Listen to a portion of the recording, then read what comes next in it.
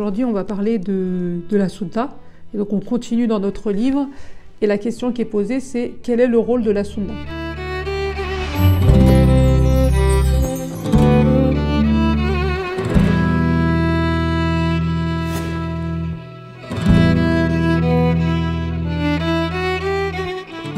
أعوذ بالله من الشيطان الرجيم بسم الله الرحمن الرحيم سبحانك لا علم لنا إلا ما علمتنا إنك أنت العليم الحكيم سبحانك لا فهم لنا إلا ما فهمتنا إنك أنت الجواد الكريم قال رب اشرح لي صدري ويسر لي أمري واحلل عقدة من لساني يفقهوا قولي وأفوض أمري إلى الله إن الله بصير بالعباد على رسولنا صلى الله عليه وسلم. J'ai pas utilisé que le livre pour qu'on discute de ça parce que c'est un sujet très très vaste, mais bon, de toute façon on pourra pas faire ça à une soirée, mais voilà, j'ai essayé de résumer certaines choses importantes pour qu'on comprenne quel est le rôle de la sunna aujourd'hui. Donc j'ai repris dans le livre qu'on lit habituellement, donc questions et réponses sur l'islam de Fethullah Gülen.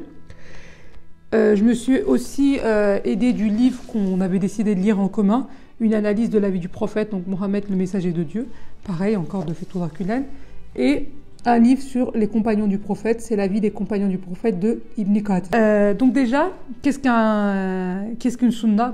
La plupart de vous savent, mais vu que j'enregistre aussi pour la chaîne La Boussole, et ben, au cas où certaines personnes ne savent pas, la sunna, c'est la manière dont le prophète s'est comporté, la manière dont il a vécu, les actions qu'il a menées, les normes qu'il a mis en place, qu'il a recommandées. Mais il faut savoir que la sunna, ce ne sont pas des choses qui sont obligatoires. C'est fortement recommandé dans notre religion. C'est les actions du prophète, mais c'est pas obligatoire. Ce qui est obligatoire en islam, c'est ce qui est farz. Voilà. Mais pour nous, la sunna, c'est quelque chose de très important et très précieux. Et comment on sait ça? On sait ça à travers les versets du Coran et les hadiths dont on va parler ce soir. Et notamment, un hadith, il y a beaucoup de hadiths et beaucoup de versets qui parlent de l'importance d'imiter le prophète, de faire les actions qu'il a fait. Et un de ces hadiths est repris dans le livre sur questions et réponses sur l'islam. Et d'ailleurs, la réponse à la question commence par ce hadith-là qui dit « Celui qui se raccroche à ma sunna quand ma communauté est corrompue aura autant de récompenses que 100 martyrs. » Ce qui est intéressant en fait dans ce hadith, c'est quand il dit « quand ma communauté est corrompue ». C'est-à-dire que la sunna, effectivement, il faut s'y rapprocher à toutes les époques, pour tout le monde c'est valable, mais c'est encore plus précieux, ça a une valeur encore plus importante et une récompense beaucoup plus grande quand c'est à une époque où les gens sont corrompus. Parce que si on regarde à l'époque du prophète, c'est pas très compliqué de s'accrocher à la sunna, de faire comme le prophète en fait, de l'imiter. Parce que on imite qui? En général, on imite, pas en général, mais c'est toujours comme ça, on imite les gens que l'on aime. Et on aime qui? On aime seulement les gens qu'on connaît. Si, malheureusement, on peut pas imiter quelqu'un qu'on connaît, on peut pas aimer quelqu'un qu'on connaît pas. On aime les gens, plus on va les connaître, plus on va apprendre à les connaître, plus on va les apprécier. Mais nous, malheureusement, on ne connaît pas le prophète comme il faudrait pour l'aimer comme il se doit. Et donc, malheureusement, on n'arrive pas à l'imiter, ou autrement dit, on n'arrive pas à pratiquer la sunna ou à l'imprégner dans notre vie comme il se devrait. Après, vous allez me dire, mais si, on sait, on fait certaines choses, oui. Il y a certaines sunnas, c'est d'ailleurs celles qu'on apprend, les premières qu'on va apprendre à nos enfants, qu'on va mettre en place à la maison, ça va être les choses les plus classiques. La façon de dormir sur le côté droit, comment boire de l'eau, s'asseoir, boire en 3 gorgées, dire bismillah quand on commence, manger avec la main droite, se laver les mains avant d'aller manger. Oui, tout ça, effectivement, c'est des sunnas qui sont importantes. Je ne dis pas qu'elles ne le sont pas, mais c'est pas ça dont je vais vous parler. C'est pas de ces sunnas-là, c'est pas des choses que, même pour les gens qui connaissent peu le prophète, il faut savoir que c'est bien de faire ça, ça a plus de récompenses, ça vaut beaucoup plus de bonnes actions. Et d'ailleurs, c'est bien pour notre bien-être, toutes ces choses-là. En plus, c'est bien, se laver les mains avant de manger, c'est bien, même en dehors de le fait que ça a été demandé par l'islam, pour notre bien-être, pour notre santé, c'est quelque chose de bien, dormir sur le côté droit, boire de l'eau en 3 gorgées, etc. En dehors de ça, je voudrais plutôt qu'on parle de la sunna qui est la façon de vivre du prophète, la façon de penser, la façon de se comporter envers les autres, la façon de réagir face à l'adversité, la façon de réagir face à la douleur, face à la tristesse, face à la joie aussi, face aux gens qui veulent déroger des lois de l'islam. Voilà, c'est plutôt de ça, c'est plutôt cette sunna qui nous manque aujourd'hui dans notre pratique de la vie quotidienne et qui fait que on va entre guillemets, se prendre la tête ou pour tout, en fait, et pas réussir à avancer dans notre vie. Eh bien, pour répondre à cette question de Quel est le rôle de la sunna aujourd'hui? Il faut savoir d'abord pourquoi le prophète a été envoyé. Quel est le rôle du prophète? Et si on comprend son rôle, on comprendra encore mieux le rôle de la sunna et encore mieux celui qu'il a aujourd'hui. Et pourquoi aujourd'hui, la récompense, elle est beaucoup plus grande dans notre époque où la communauté, malheureusement, est corrompue. Et donc là, la réponse, elle va être beaucoup plus dans le livre sur Mohammed, le messager de Dieu, encore du même auteur. Et là, Fethullah Gülen, il répond à la question pourquoi le prophète a été envoyé en 6 points. Donc on va prendre ces 6 points un par un. À chaque fois, je vais reprendre un verset qu'il cite dans le livre et on va essayer de donner des exemples des événements qui sont passés dans la vie du prophète et après les événements, on va les retourner contre nous parce que si on n'essaie pas d'imaginer ce que ça peut représenter dans notre vie, on ne comprend pas en fait. On écoute les histoires pour écouter des histoires. C'est comme si je vous racontais une histoire avant de dormir ce soir. Mais ce n'est pas du tout le cas. Il faut qu'on en tire des leçons à chaque fois.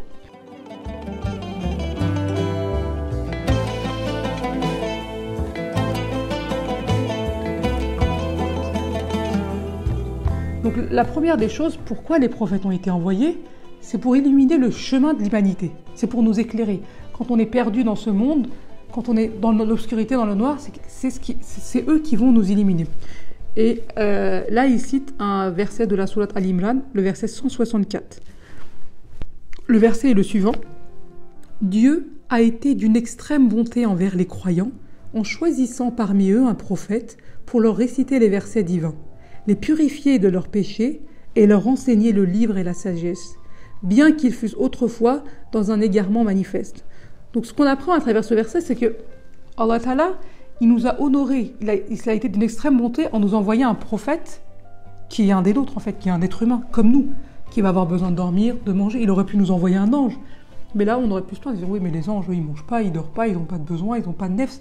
Il a envoyé quelqu'un comme nous pour nous montrer la sagesse et nous guider. Donc la première des choses, c'est que les prophètes, ils sont là pour illuminer nos vies, pour illuminer notre chemin, pour nous éclairer quand on est perdu, quand on est dans la pénombre, quand on est dans l'obscurité.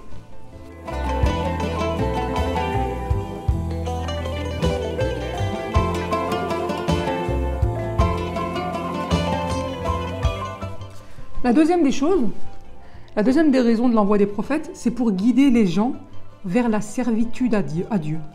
Et là, alors, il a cité plein de versets, mais j'en ai juste repris un seul, dans la sourate Anbiya, le verset 25.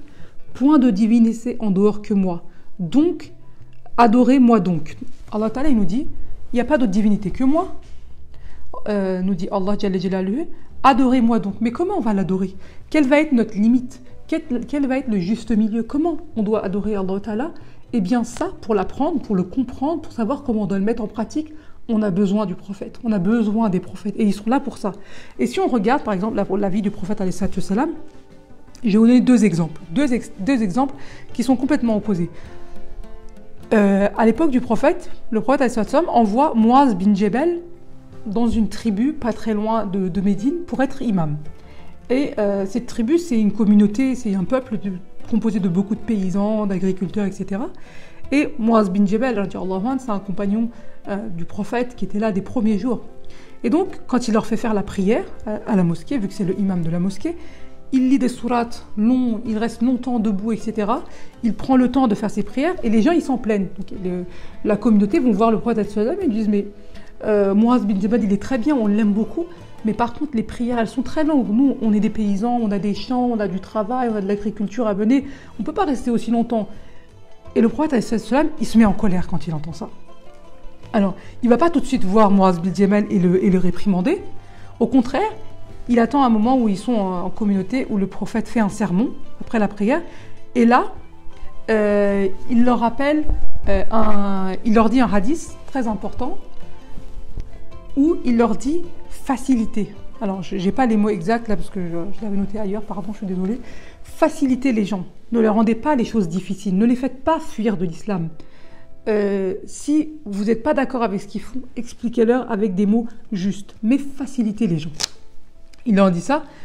Et il dit, ne faites pas des prières très longues quand vous êtes en communauté.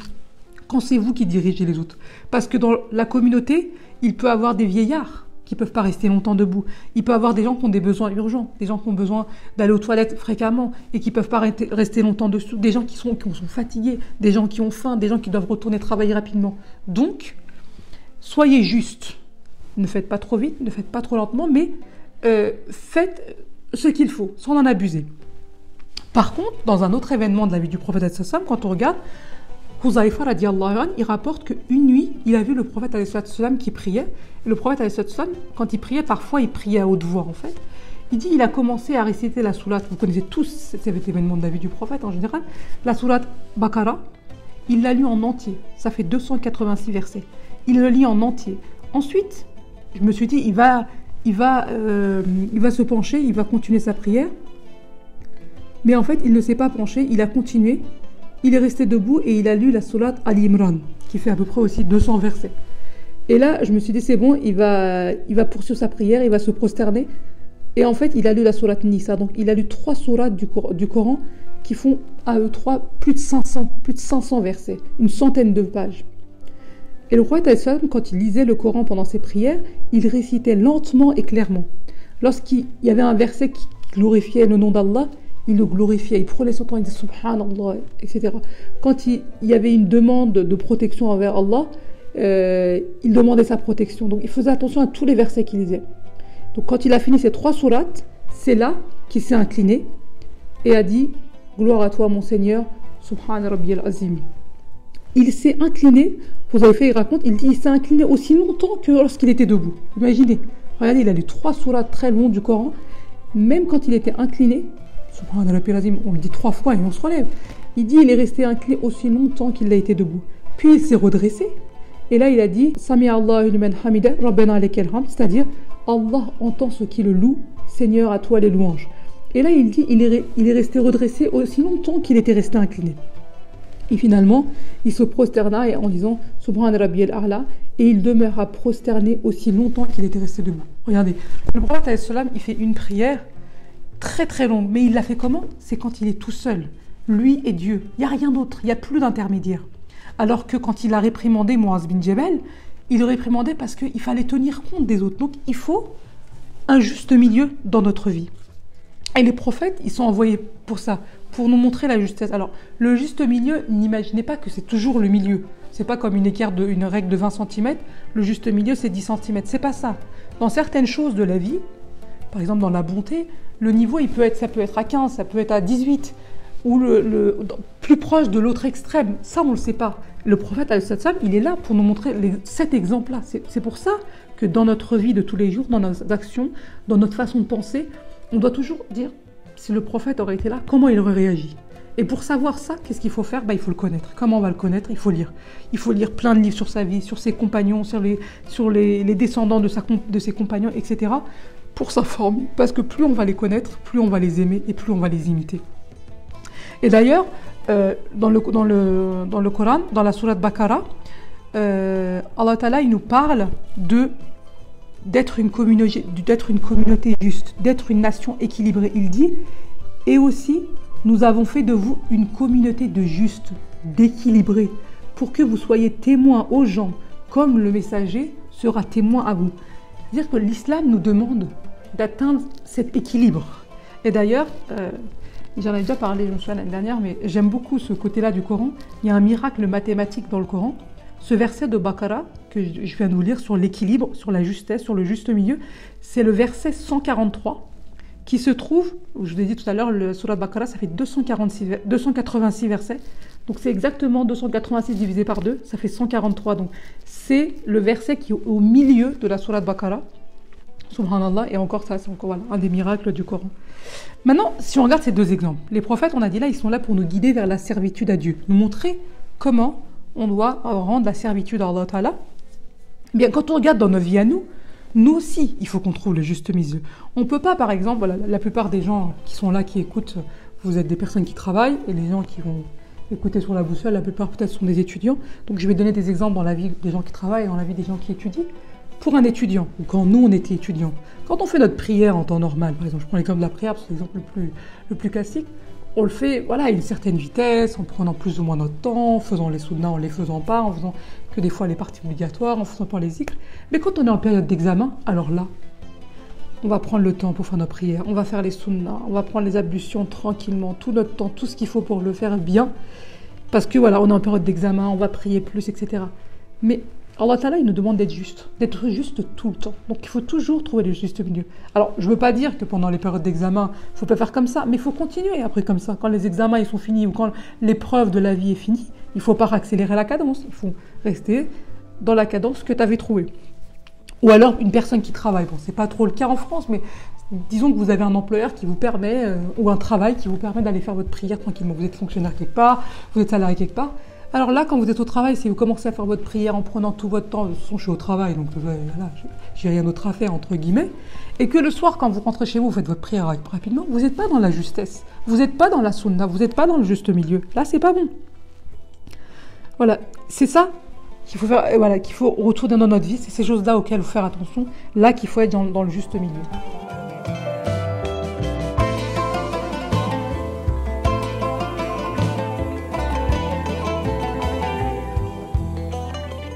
Donc si on continue sur l'importance de la sunna aujourd'hui, il nous dit dans le livre pourquoi les prophètes ont été envoyés, pour enseigner aux gens les lois de Dieu. Pour nous enseigner les lois de Dieu. Ici, j'ai repris un des versets, c'est Al-Ahzab, verset 39. Ceux qui communiquent les messages de Dieu le craignent et ne redoutent nul autre que Dieu. C'est-à-dire que les personnes, nous tous, qui communiquons aux autres la parole de Dieu, quand on va la faire, il faut qu'on craigne que Allah Ta'ala. Il faut qu'on craigne que Allah, pas les gens à qui on va dire des choses. Bien sûr, quand on va rappeler la justesse, les lois de l'islam aux gens, il faut le faire avec diplomatie, avec tact, mais il faut le faire. Il ne faut pas se taire, pas dire « Ah, c'est pas le moment, oh, je leur dirai plus tard, oh là, si je lui dis ça, elle va se blesser ». Non, on est là pour se rappeler à l'ordre mutuellement. Et d'ailleurs, quand on regarde dans la vie du prophète alayhi salatu wassalam, il y a un de ses compagnons qui décède, Osman bin Mazoun, radiallahu anhu, qui décède. Le prophète, alayhi salatu wassalam, il verse des larmes, autant de larmes qu'il avait versées pour son oncle, Hazrat Hamza, tellement c'était un compagnon qu'il admirait, qu'il aimait, qu'il appréciait énormément. Et là, il y a sa femme, une femme qui est là pendant que tout le monde est en train de pleurer avec le prophète, alayhi salatu wassalam, qui dit « Othman s'est envolé comme un oiseau au paradis ». Et bien, imaginez le prophète dans son état de deuil, de tristesse, il aurait pu ne rien dire là-bas, dire « Je verrai ça plus tard, là je ne suis pas bien ». Non. Il est le messager de Dieu, il enseigne les lois de Dieu aux autres. Il a été envoyé pour ça. Donc, même dans cet état de deuil, le prophète ne perd pas son sang-froid et il corrige la femme tout de suite. Comment, il dit, mais comment tu vas savoir cela? Comment peux-tu savoir cela? Même moi, je l'ignore, alors que je suis le prophète. Même moi qui suis le prophète, je ne le sais pas. Donc on ne peut pas dire « Oh, il s'est envolé, parti au paradis ». D'ailleurs, nous aussi, quand des fois il y a des gens qui décèdent pour remonter le moral, on peut dire des choses. Non, on ne peut pas le dire. C'est une chose qu'on ne sait pas. Parce que le devenir des gens, si on ne le fait pas savoir, on ne peut pas savoir. Même si c'est quelqu'un qu'on connaissait tous comme quelqu'un de bien, on ne peut pas dire que cette personne est partie au paradis. Il n'y a qu'Allah Ta'ala qui sait. Ou sinon, un autre exemple, c'est l'exemple de Oussama bin Zayd. Oussama bin Zayd, comme vous le savez, c'est le fils de Zayd bin Haritha. Et c'est un Abyssinien, donc c'est quelqu'un noir de peau. Le prophète, il aimait beaucoup Oussama bin Zayd. Tellement il aimait cette personne. Un exemple, vous donnez, quand il faisait asseoir ses petits-enfants sur ses genoux, il mettait Hassan et Hussein sur un genou et il mettait Oussama sur son autre genou. Et il le caressait, il l'aimait beaucoup. Alors que, imaginez-vous le contexte, on est dans une période où les Noirs, c'est les esclaves, etc. Ils ne sont même pas vus comme des hommes. Alors un petit enfant noir, déjà même les enfants n'ont aucune valeur, il montre à quel point il l'aime, il l'apprécie, il a de la valeur pour lui. Et d'ailleurs, quand les gens à Médine, ils avaient des problèmes, ils n'osaient pas aller voir le prophète, ils essayaient d'envoyer Oussama parce qu'ils disaient, comme lui, il l'aime, il va peut-être faciliter les choses. Et un jour, en fait, Oussama bin Zayd, mais attention, voilà, malgré que le prophète, il aime beaucoup Oussama, si il voit Oussama faire une erreur, il le réprimande lui aussi. Il ne va pas laisser couler parce que c'est quelqu'un qui l'apprécie. Donc ça, c'est faire attention. Le prophète, il était très mesuré dans son comportement. Et c'est ça le message qu'il nous transmet. C'est ça la sunna. C'est que nous aussi, on doit être mesurés. Le prophète, il avait une compassion qui était universelle pour tous les êtres humains. Mais attention, ça ne l'empêche pas d'appliquer la justice divine. Il était doux, il était patient. Mais attention, c'est pas pour autant qu'il va violer les lois islamiques. Et un jour, lors d'une campagne militaire, Oussama bin Zayd, il jeta au sol un ennemi au sol. Et au moment où il allait le tuer, le mécréant dit la shahada, c'est-à-dire qu'il proclame qu'il devient musulman. Et Oussama, il dit, mais il fait ça, il se dit, il fait ça parce qu'il a peur et que je vais le tuer tout de suite, et il le tue. Et cet événement est rapporté au prophète alayhi salam qui dit, mais comment as-tu pu le tuer? Tu as fendu et ouvert son cœur pour voir qu'il mentait, qu'il ne disait pas la vérité. Et le prophète, il répétait ça. As-tu fendu et ouvert son cœur pour le savoir? As-tu fendu et ouvert son cœur pour le savoir? Il lui répétait. Et tellement il répéta cela, tant de fois, que Oussama plus tard, il rapportera, il dira plus tard, j'aurais aimé à ce moment-là ne pas être devenu musulman. Ce jour-là, parce que c'était tellement dur, il m'a tellement réprimandé. Mais pourquoi? Parce que il veut bien faire comprendre que tu ne peux pas savoir ce qui se passe dans le cœur des gens. Donc on ne peut pas juger les gens parce qu'ils ont dit ça, parce qu'ils ont fait ça. Au fond d'eux, ce qui se passe, on ne le sait pas. Et là encore, voilà, une des sunnas du prophète. Donc, oh, mais elle a fait comme ça, mais en réalité, c'était ça. On ne peut pas dire ça. On n'est pas dans le cœur des gens pour savoir ce qu'ils ont pensé réellement.